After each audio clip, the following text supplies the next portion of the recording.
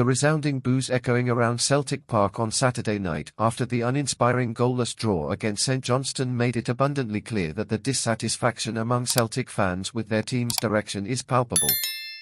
St Johnstone, the visitors, boasting 8 new signings and 3 debutants, had endured a torrid summer.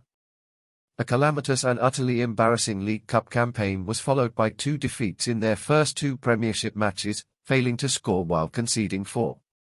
Whatever discontent brewed at Celtic in the aftermath of the Rugby Park Cup catastrophe last Sunday, this seemed to be the perfect opportunity for Brendan Rodgers' side to show their teeth and restore some confidence before what already appears to be a significant showdown against Rangers next week.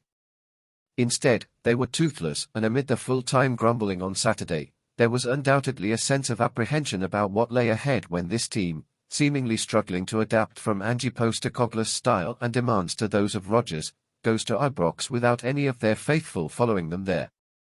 In the opening moments against St Johnstone, Alistair Johnston was seen wandering the central areas, where Postecoglou preferred his fullbacks to operate before he corrected his positioning.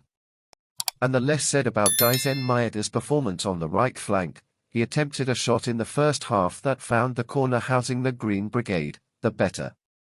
The adjustments made to Kyogo's role to involve him more frequently in deeper areas seemed to somewhat blunt his threat too, with crosses regularly flashing across spaces in the box that you would expect the striker to be occupying to tap home. Of course, it might not be exactly this iteration of Rodgers' team that actually steps into that specific bear pit.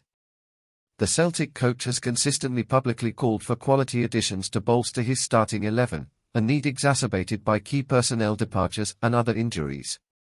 It seems certain that a busy week of transfer activity will unfold before the window slams shut on Friday night, with any new arrivals likely to be thrown in immediately. Among the players on display over the weekend, and who might be relied upon again at Ibrox, only the returning Johnston, Matt O'Reilly, although he squandered a few gilt-edged chances, and winger Hyun-Jun Young in his first club outing emerged with some real credit for their performances.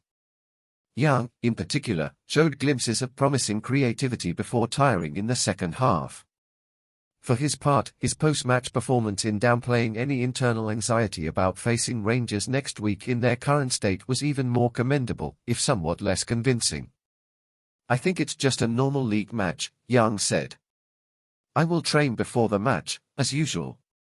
They just told me there won't be any Celtic fans in the stadium and it will be a tough game, but I will work hard before it.